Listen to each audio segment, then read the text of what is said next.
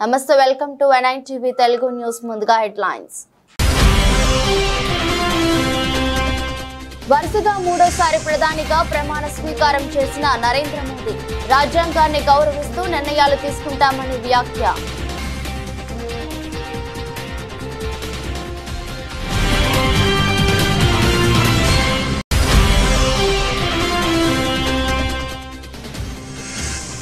CM Revanth Reddy సమక్షంలో కాంగ్రెస్ లో చేరిన మరో బీఆర్ఎస్ ఎమ్మెల్యే హస్తం గూటికి జగిత్యాల ఎమ్మెల్యే సంజయ్ కుమార్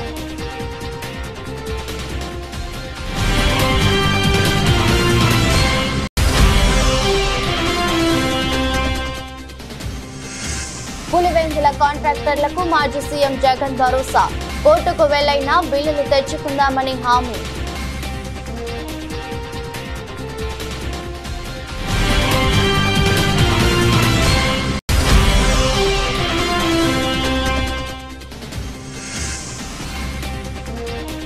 ఏపీ సచివాలయంలో బాధ్యతలు స్వీకరించిన మంత్రి లోకేష్ విద్యాశాఖ మంత్రిగా మెగా డిఎస్సి ఫైలుపై సంతకం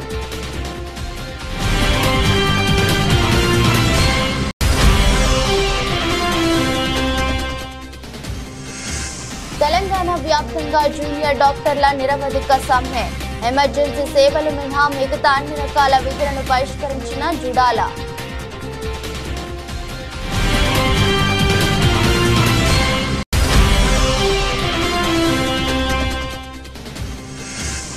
భారత్ ఆసీస్ మధ్య నేడు కీలక పోరు నేటి మ్యాచ్ రద్దయితే నేరుగా సెమీస్ కు భారత్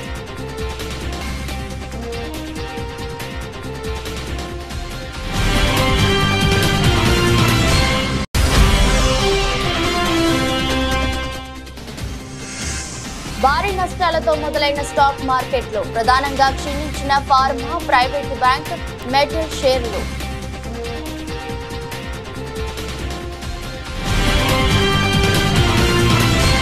18వ లోక్సభ తొలి సమావేశాలు మరి కాసేపట్లో ప్రారంభం కాబోతున్నాయి. ఈ సందర్భంగా కొత్తగా ఎన్నికైన సభ్యులంతా ఇప్పటికీ పార్లమెంట్ భవనానికి చేరుకున్నారు. ఇక వరుసగా మూడోసారి ప్రధానిగా బాధ్యతలు తీసుకున్న నరేంద్ర మోదీ కూడా పార్లమెంట్ వద్దకు చేరుకున్నారు. ఈ సందర్భంగా మోదీ మీడియాతో మాట్లాడుతూ దేశానికి మూడోసారి సేవ చేసే భాగ్యాన్ని కల్పించినందుకు ప్రజలకు ఈ సందర్భంగా ధన్యవాదాలు తెలిపారు.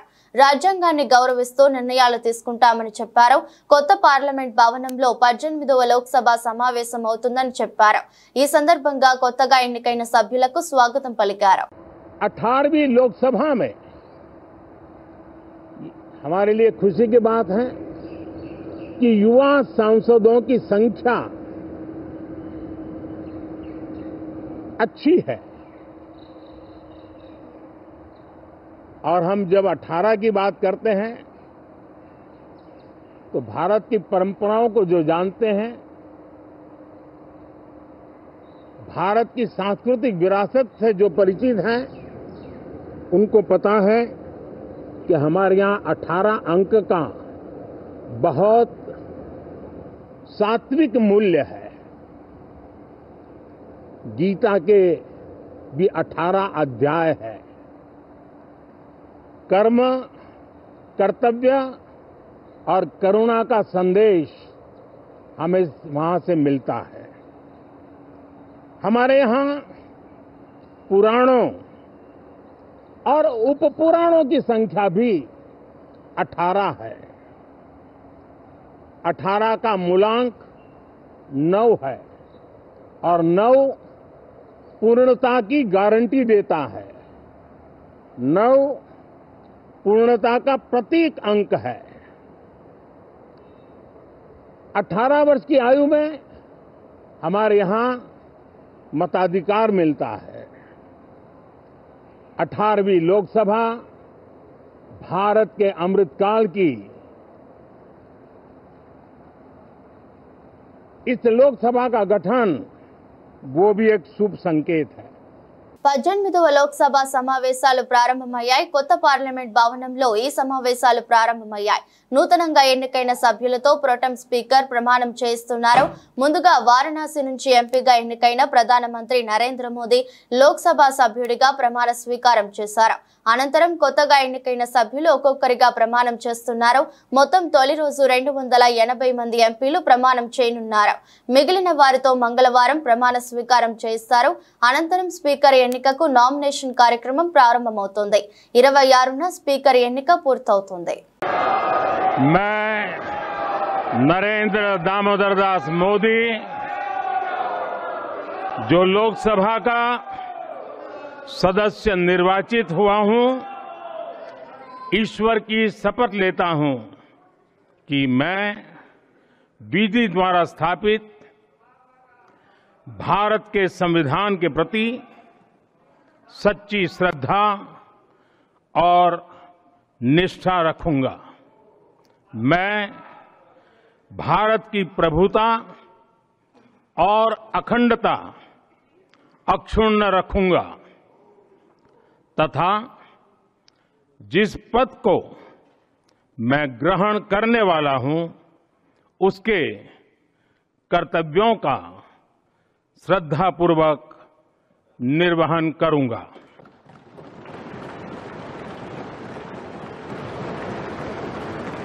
బీఆర్ఎస్ పార్టీకి మరో ఎదురు దెబ్బ తగిలింది. ఆ పార్టీకి చెందిన జగిత్యాల ఎమ్మెల్యే ఎం సంజయ్ కుమార్ కాంగ్రెస్ తీర్థం పుచ్చుకున్నారు.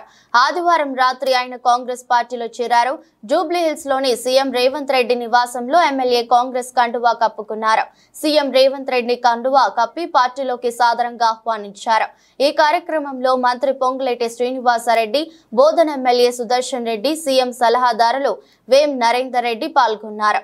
కాగా ఈ చేరికతో మొత్తం 5గురు బీఆర్ఎస్ ఎమ్మెల్యేలు కాంగ్రెస్ లో చేరినట్టయింది. ఇటీవలే మాజీ స్పీకర్ పోచారం శ్రీనివాస్ రెడ్డి హస్తం పార్టీలో చేరారు.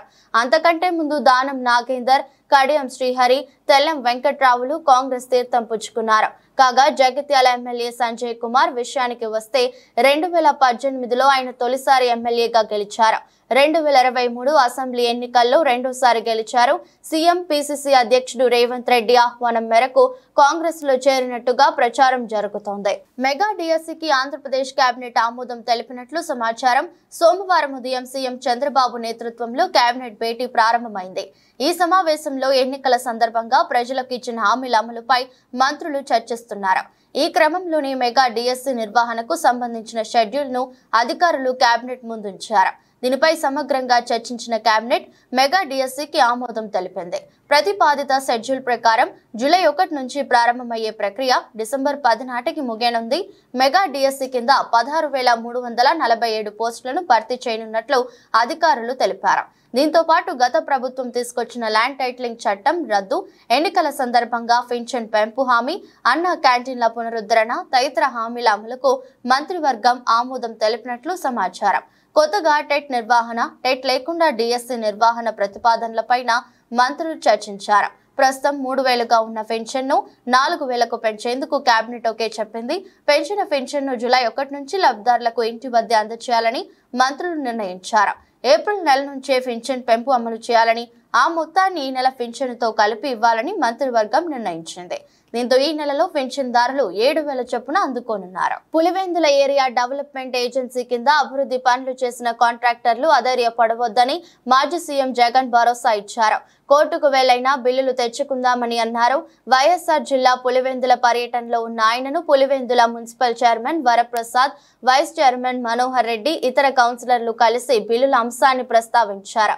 నీరు చెట్టు కింద పనిచేసిన టీడీపీ నాయకులకు 250 కోట్ల మేర బిల్లులను వైసీపీ ప్రభుత్వ హయాంలో చెల్లించినట్లు జగన్ గుర్తు చేశారు. వైసీపీ పాలనలో 4.5 ఏళ్లు ఎలాంటి ఇబ్బందులు లేకుండా బిల్లులు చెల్లించామని ఆయన తెలిపారు. కాంట్రాక్టర్లు కాస్త ఓపిక పట్టాలని సూచించారు. వైసీపీ హయాంలో చేసిన పనులకు బిల్లులు చెల్లించకపోతే కోర్టుకెళ్లైనా బిల్లులు తెచ్చుకుందామని అన్నారు. మరోవైపు జగన్ ను కలిసేందుకు క్యాంపు కార్యాలయానికి తరలివచ్చిన కార్యకర్తలు, అభిమానుల మధ్య తోపులాట జరగడంతో పోలీసులు రంగంలోకి దిగి లాఠీ చార్జ్ చేయాల్సి వచ్చింది. ఈ క్రమంలో కార్యాలయ అద్దాలు పగిలి ఓ కార్యకర్తకు గాయాలయ్యాయి. క్యాంపు కార్యాలయానికి పోలీసులు పటిష్ట బందోబస్తు ఏర్పాటు చేశారు.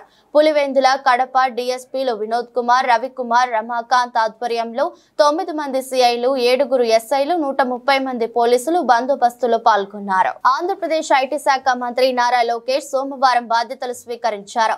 ఉదయం సచివాలయానికి చేరుకున్న మంత్రి లోకేష్ కు వేద మంత్రోచ్చరణలతో పండితులు స్వాగతం పలికారు. అనంతరం 4వ బ్లాక్ లోని తన ఛాంబర్ లో లోకేష్ ప్రత్యేక పూజలు చేసి ఐటీ, విద్య, ఆర్టీజీ శాఖల బాధ్యతలు చేపట్టారు. పలు దస్త్రాలను ఆయన పరిశీలించారు. ఆంధ్రప్రదేశ్ ఐటీ, విద్య, ఆర్టీజీ శాఖల మంత్రిగా బాధ్యతలు స్వీకరించిన నారా లోకేష్ తొలి సంతకం మెగా డిఎస్సి ఫైల్ పై చేశారు.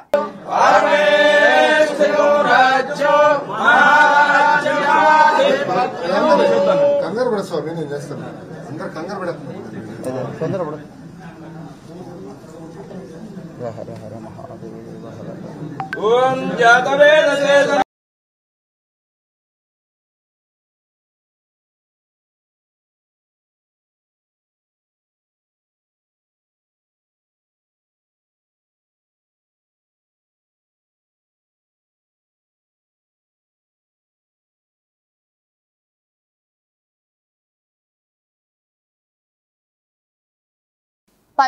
లోక్సభ తొలి సమావేశాలు కొనసాగుతున్నాయి.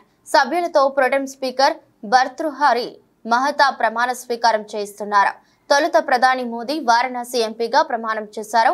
అనంతరం కేంద్ర మంత్రులు, ఇతర సభ్యులు ప్రమాణం చేస్తున్నారు. ఈ క్రమంలో కేంద్ర మంత్రులు కిషన్ రెడ్డి, రామ్మోహన్ నాయుడు తెలుగులో ప్రమాణ స్వీకారం చేశారు. తొలి రోజు 280 మంది ఎంపీలు ప్రమాణం చేయనున్నారు. మిగిలిన వారు మంగళవారం ప్రమాణ స్వీకారం చేస్తారు. అనంతరం స్పీకర్ ఎన్నికకు నామినేషన్ కార్యక్రమం మొదలవుతుంది. ఈ నెల 26న స్పీకర్ ఎన్నిక పూర్తవుతుంది. 27న రాజ్యసభ సమావేశాలు కూడా ప్రారంభమవుతాయి. అదే రోజు ఉభయ సభలను ఉద్దేశించి రాష్ట్రపతి ద్రౌపది ముర్ము ప్రసంగించనున్నారు.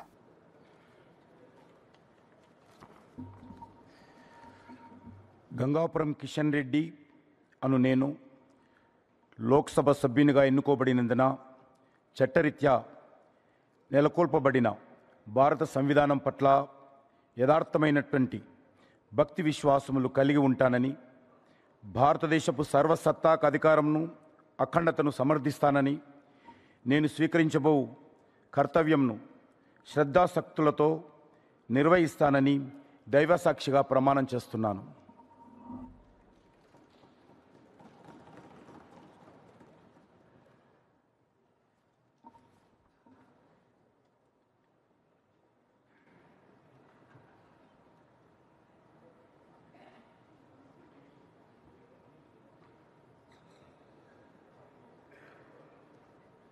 హనుమకొండ జిల్లా బీదదేవరపల్లి మండలం గాంధీనగర్ గ్రామంలో మంత్రి పొన్నం ప్రభాకర్ పాల్గొన్న డాక్టర్ బిఆర్ అంబేద్కర్ విగ్రహావిష్కరణ కార్యక్రమం రసాబసగా మారింది.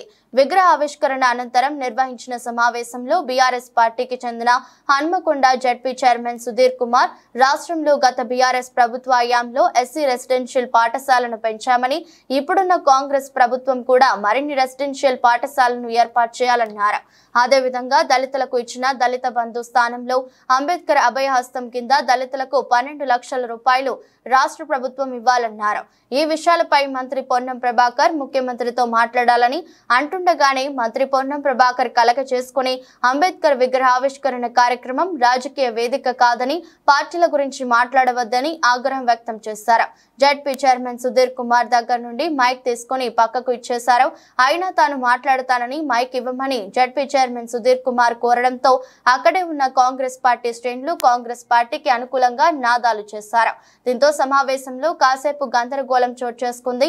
అనంతరం కాసేపటికి జడ్పీ చైర్మన్ సుధీర్ కుమార్ అక్కడి నుండి వెళ్లిపోయారు. దళితులకు అదేవిధంగా గిరిజన కుటుంబాలన్నిటికీ ఒక్కొక్క కుటుంబానికి 12 లక్షల రూపాయలు ఇవ్వాల్సిందిగా కోరుతా ఉన్నాను. ఈ సందర్భంగా మంత్రి గారు ఇక్కడనే ఉన్నారు. మరి అయితే ఇస్తారనే నమ్మకం ఉండదు. ఎందుకంటే మంత్రి గారు నేను ఇస్తాను మాట్లాడే ఇవాళ అంబేద్కర్ విగ్రహావిష్కరణ రాజకీయాలతో టీఆర్ఎస్ చేసి కాంగ్రెస్ చేసి దాంతో అనవసరం లేని ప్రాంతం వచ్చి మాటలు ఎవరైనా మాట్లాడేదా? ఎందుకు దాని గురించి మాట్లాడి మీరు అగౌరవపరుచుకుంటారు? రాజకీయాలు, ప్రభుత్వాలు, ఎన్నికలు, ఓట్ల అయినట్టు అంబేద్కర్ గారు గౌరవిద్దాం. దళిత సంఘాలకు ఏం చేద్దాం చెప్తాం. కానీ అవి ఎందుకు చాలు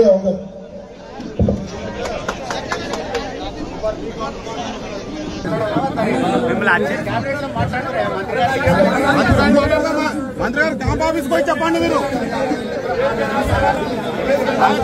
మంత్రి గారితో అవుతుంటే క్యాంప్ ఆఫీస్కి పోయి చెప్పండి. సైన్స్ ముసుగులో ఖరీదైన కార్పొరేట్ మోసాలు జరుగుతున్నా ప్రభుత్వాలు చోద్యం చూడటం అన్యాయమని రాష్ట్ర ప్రజా కాంగ్రెస్ ఆర్పీసీ ప్రధాన కార్యాలయంలో జరిగిన పార్టీ వారాంతపు సమావేశంలో ఆర్పీసీ వ్యవస్థాపక అధ్యక్షులు మేడా శ్రీనివాస్ ఎద్దేవా చేశారు. వైద్య విద్య పూర్తిగా కార్పొరేట్ మాఫియా చేతుల్లోకి వెళ్లిపోయిందని, వైద్య విద్యార్థులకు మానవ శరీర అవయవాలు పైన ఆరోగ్య సమస్యలపైన ఆదాయం చేసే విధంగా పాఠ్యాంశాలను బోధించటం లేదని, ఖరీదైన వ్యాపార దృక్పథ కోణంలో వైద్య శాస్త్రాన్ని కార్పొరేట్ శక్తులు వశపరుచుకుంటున్నాయని, వైద్య సిలబస్ ను సైతం వైద్య వ్యాపార సామ్రాజ్యానికి అనుగుణంగా విస్తరించే విధంగా విద్యార్థులకు వైద్య కళాశాలల్లో బోధనలు బోధిస్తున్నారని, రోగాలు తగ్గించడంపై సిలబస్ ను బోధించకుండా ప్రైవేట్ కార్పొరేట్ ఆసుపత్రులకు ఒక రోగి నుండి లక్షల్లో కాసులు కురిసే విధంగా వాస్తవ వైద్య శాస్త్రానికి అంతుపట్టని వైద్య సేవలు రోగికి జరుగుతున్నాయని, నేడు అనేక మందికి వైద్య శాస్త్రంపై అవగాహన లేకపోయినా చైనా రష్యా సిలబస్ చదివామంటూ ఆదేశ సర్టిఫికేట్లతో వైద్యులుగా చలామణి అయిపోతూ మనుషుల ప్రాణాలు తీస్తున్నారని, ప్రభుత్వాలు ప్రైవేట్ కార్పొరేట్ ఆసుపత్రుల నిర్వహణలపైన సౌకర్యాలపైన నిబంధనలపైన కనీస పర్యవేక్షణ లేకుండానే డిఎం మరియు హెచ్ఓ శాఖలు పనితీరు అంతా అవినీతి కాసులు దండుకోవటంపై ఉన్న ధ్యాస ప్రజల ఆరోగ్య భద్రతా సౌకర్యాలపై లేకపోతుందని ఆయన తీవ్రంగా విమర్శించారు. కానీ సగటు మనిషి ఈ రోజు బ్రతకడం అంటే ఎంత కష్టంగా ఉందో, ప్రభుత్వాలు పథకాలు ఇచ్చాం, అవి ఇచ్చాం, ప్రజలకి చాలా మేలు చేస్తున్నాం అని రాజకీయ ప్రచారాన్ని చేసుకోవడం తప్ప ఈరోజు ప్రతి మనిషి ఏదో ఒక టాబ్లెట్ వేసుకోకుండా బ్రతికేటటువంటి పరిస్థితి లేదు. జీవితం అనారోగ్యాలతోనే గడుస్తుంది. ఎందుకంటే ఈ మార్కెట్లో లభ్యమయ్యేటటువంటి ప్రతి వస్తువు కూడా పూర్తిగా పొల్యూట్ అయిపోయింది. త్రాగే నీరు దగ్గర నుంచి గాలి, ఇండస్ట్రియల్ పొల్యూషన్ కావచ్చు, రివర్ వాటర్ పొల్యూషన్ కావచ్చు, అలాగే మాల్స్లో దొరికేటటువంటి ప్రతి వస్తువు ఈరోజు పొల్యూట్ అయిపోయింది. వీటి మూలంగా ప్రజల ఆరోగ్యాలు క్షీణిస్తున్నాయి. మీరు ఈరోజు చెప్పేటటువంటి కలబుల కబుర్లన్నీ కూడా మనిషి బ్రతకడానికి పనికి రావడం లేదు. ఈరోజు ఒక టెస్ట్ చేయించుకోవడానికి బ్లడ్ టెస్ట్, యూరిన్ టెస్ట్లో, లివర్ టెస్ట్లో, అలాగే ట్రైగ్లైసిస్, HbA1c ఏ టెస్ట్ చేసుకున్నా ఈ ఏరియాలో ఒక టెస్ట్ చేయించుకుంటే మరలా ఇంకో ల్యాబ్కి వెళ్తే ఆ రేటు వేరేగా ఉంటుంది, ఇంకో దగ్గర ఇంకో రేటు ఉంటుంది. మేము గవర్నమెంట్ని, రాష్ట్రీయ ప్రజా కాంగ్రెస్ పార్టీ నుంచి ఒకటే డిమాండ్ చేస్తున్నాం. ఈ ల్యాబొరేటరీ టెస్టులు అన్నీ కూడా ఒక సీలింగ్ పెట్టండి, ఒక నియంత్రణ పెట్టండి. ప్రతిదానికి ఈ రేటు కన్నా ఎక్కువ ఉండకూడదు అని ప్రభుత్వం ఒక సర్క్యులర్ జారీ చేయండి. ఇప్పుడు వ్యాపారస్తులందరూ కూడా రాజకీయ వ్యాపార రంగంలో గెలిచి అసెంబ్లీకి వెళ్ళారు, కోట్ల రూపాయలు ఖర్చు పెట్టుకున్నారు, అలాగే వందల కోట్ల రూపాయలు సంపాదించుకుంటారు. ప్రజలకు సేవలు ఎందుకు చేస్తారు అనేది మనం ఒకసారి ఆలోచించుకోవాలి. రాష్ట్రీయ ప్రజా కాంగ్రెస్ పార్టీ సుదీర్ఘ లక్ష్యం ఈ సమాజానికి, అలాగే ప్రజలకి, బాధిత ప్రజలకి ఒక బాధ్యత కలిగినటువంటి ఒక సెక్యులర్గా మనిషి జీవితాన్ని ముందుకు నడిపించాలనే ప్రధాన దృక్పథంతో రాష్ట్రీయ ప్రజా కాంగ్రెస్ పార్టీ పనిచేస్తుంది. అలాగే ప్రభుత్వానికి రాష్ట్రీయ ప్రజా కాంగ్రెస్ పార్టీ నుంచి రిటర్గా ఒక లెటర్ కూడా పెట్టడం జరిగింది. ఈ ల్యాబొరేటరీ టెస్టులు, అలాగే ప్రభుత్వ ఆసుపత్రుల్లో కొన్ని వైద్యాలకు సంబంధించి ఒక రేటుని నిర్ణయించి దానికి తగినటువంటి ఓ సర్క్యులర్ని అమలు చేయమని రాష్ట్రీయ ప్రజా కాంగ్రెస్ పార్టీ నుంచి ప్రభుత్వాన్ని కోరుతాం. తెలంగాణ రెవెన్యూ, గృహ నిర్మాణ, సమాచార శాఖ మంత్రి పొంగులేటి శ్రీనివాసరెడ్డి మరోసారి మానవత్వాన్ని నిరూపించుకున్నారు. ఆదివారం సాయంత్రం ఖమ్మం జిల్లా కూసుమంచి నుంచి హైదరాబాద్ కు వెళ్తుండగా సూర్యాపేట జిల్లా చివ్వెంల మండల కేంద్రంలో కారు ప్రమాదం జరిగింది. ఈ ఘటనలో ద్విచక్ర వాహనంపై ప్రయాణిస్తున్న వాహనదారుడికి తీవ్ర గాయాలయ్యాయి. ఘటనను గమనించిన మంత్రి పొంగులేటి తన కాన్వాయ్ను ఆపి తన కాన్వాయ్లోని ఒక వాహనంలో బాధితుడిని స్థానిక ఆసుపత్రికి తరలించారు. ఈ సందర్భంగా మంత్రి పొంగులేటికి స్థానిక ప్రజలు, బాధిత కుటుంబ సభ్యులు కృతజ్ఞతలు తెలిపారు.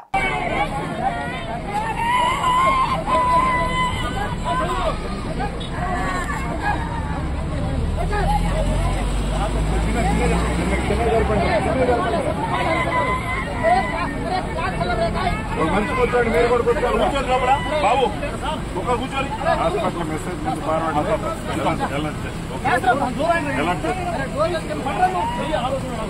కూర్చొని మీద పెట్టుకోమ్మా. అరే అటు కూర్చోండి. రైట్ రైట్ తప్పండి రేగా తప్పకుండా వెళ్ళండి. టైం చెప్పండి. ఎవరా బండి స్పీడ్ ఇవ్వని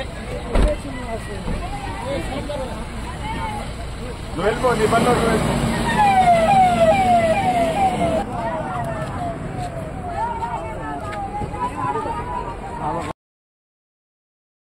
మెదక్ జిల్లా కౌడిపల్లి పోలీస్ స్టేషన్ పరిధిలో గృహ నిర్మాణానికి ఉపయోగించే సెంట్రింగ్ డబ్బా చోరీకి పాల్పడుతున్న 10 దొంగల ముఠాను అరెస్ట్ చేశారు కౌడిపల్లి పోలీసులు.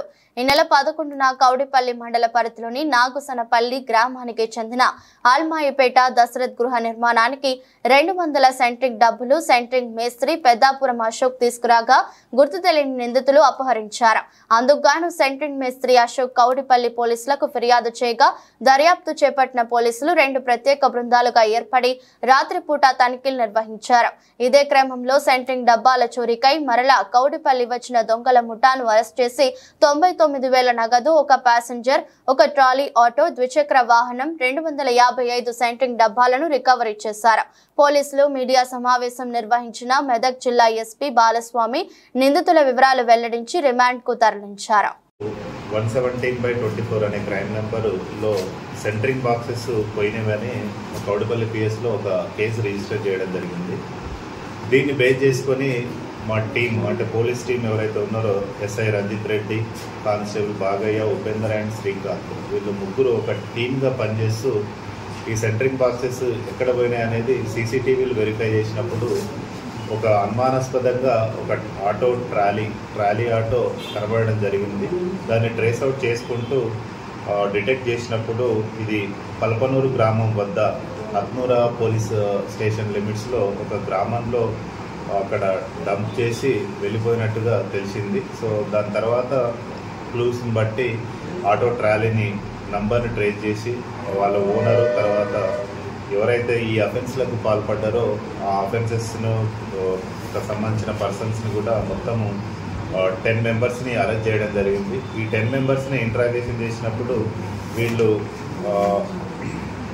ఈ కౌటిపల్లిలో జరిగినటువంటి ఈ 117/24 కాకుండా ఇంతకుముందు కూడా కుల్చారం లిమిట్స్లో 2 కేసులు, తర్వాత శంకరంపేట ఏ లిమిట్స్లో 1 కేసు, అల్లాదుర్గ్ పిఎస్ లిమిట్స్లో 1 కేసు కూడా ఈ గత 15 రోజులలోనే చేయడం జరిగింది.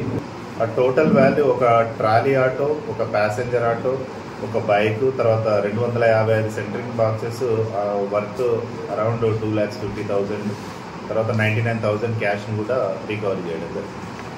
తెలంగాణ వ్యాప్తంగా జూనియర్ డాక్టర్లు నిరవధిక సమ్మెకు దిగారు. దీనిలో భాగంగా సోమవారం ఉస్మానియా మెడికల్ కాలేజీలో ధర్నా చేశారు. ఎమర్జెన్సీ సేవలు మినహా మిగతా అన్ని రకాల విధులను బహిష్కరించారు. దీంతో ఓపీ సేవలు, ఎలెక్టివ్ సర్జరీలు, వార్డు డ్యూటీలు నిలిచిపోయాయి. తమ డిమాండ్లు పరిష్కారం అయ్యేంత వరకు తగ్గేది లేదని జూనియర్ డాక్టర్లు స్పష్టం చేశారు. దాదాపు 4,000 మంది సమ్మెలో పాల్గొంటున్నామని తెలిపారు. స్టైఫండ్ చెల్లింపులతో పాటు 8 డిమాండ్లు పరిష్కరించాలని వారు కోరుతున్నారు. గత 4 రోజులుగా నిరసన తెలుపుతున్నప్పటికీ వైద్య శాఖ మంత్రి కానీ ప్రభుత్వం కానీ పట్టించుకోలేదని జూడాలు వాపోయారు. ఈ నేపథ్యంలోనే నిరవధిక సమ్మెకు దిగినట్లు తెలిపారు. ప్రైవేట్లో ఇవ్వాలి ఒక సూపర్ స్పెషాలిటీ కార్డియాలజిస్ట్ కానీ న్యూరాలజిస్ట్ కానీ న్యూరోసర్జన్ కానీ బయటికి వెళ్ళి ఎర్న్ చేస్తే we can earn zero the figures. అట్లాంటిది we are bound to government, we are bound to serve the పీపుల్కి సర్వ్ చేద్దామని చెప్పి గవర్నమెంట్ సర్వీస్లోకి వచ్చి బాడీ తీసుకొని సర్వీస్ చేద్దాం అనుకుంటాం. కనీసం ఏంటంటే I request my dear Sai Krishna please take the lead. 20 వాళ్ళు అందరూ కొద్దిగా ముందుకు రావాలి, ముందు వచ్చి ఉండాలి. 20 వాళ్ళు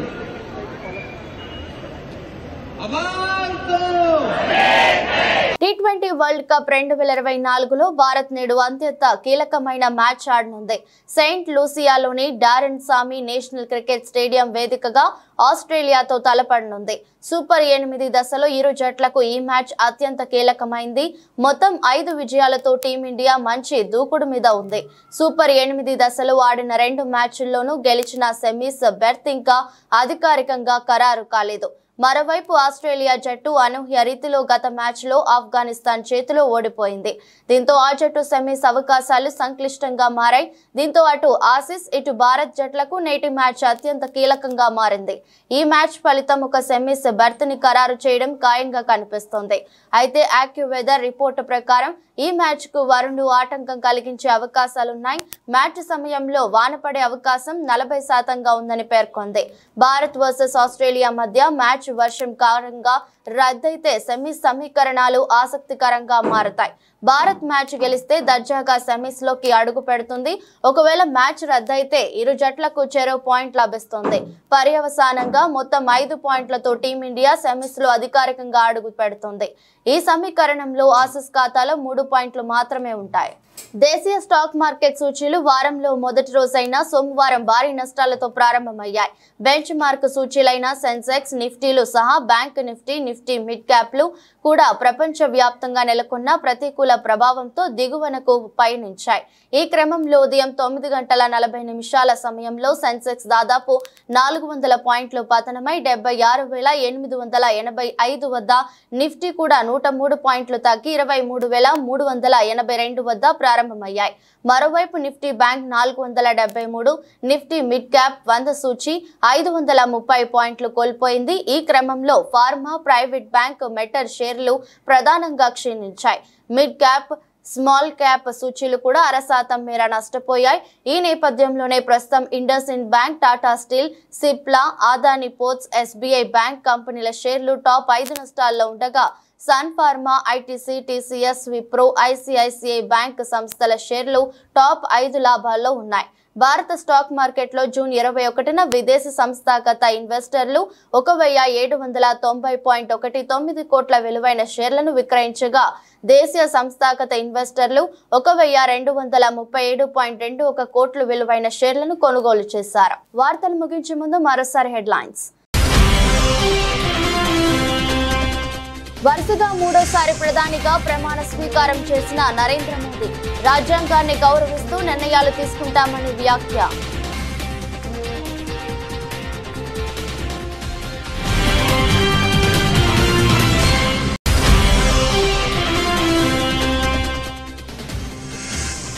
సీఎం రేవంత్ రెడ్డి సమక్షంలో కాంగ్రెస్ లో చేరిన మరో బీఆర్ఎస్ ఎమ్మెల్యే హస్తం గూటికి జగిత్యాల ఎమ్మెల్యే సంజయ్ కుమార్.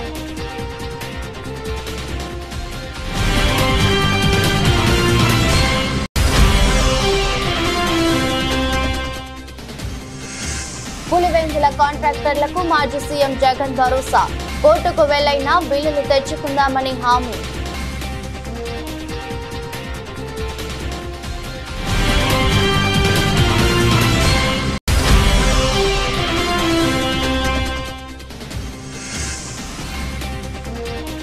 ఏపీ సచివాలయంలో బాధ్యతలు స్వీకరించిన మంత్రి లోకేష్, విద్యాశాఖ మంత్రిగా మెగా డిఎస్సి ఫైలుపై సంతకం.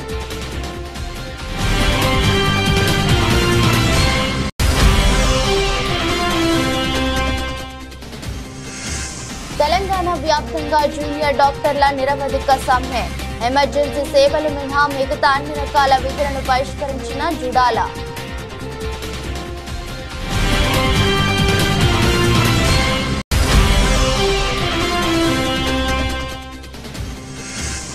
భారత్ ఆసీస్ మధ్య నేడు కీలక పోరు, నేటి మ్యాచ్ రద్దయితే నేరుగా సెమీస్ కు భారత్.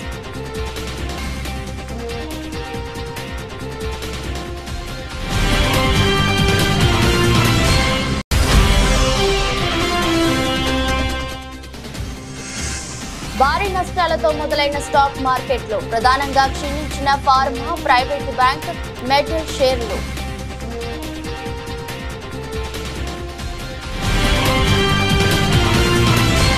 ఇది రోజు బులెటిన్. మరో బులెటిన్లో మళ్ళీ కలుద్దాం.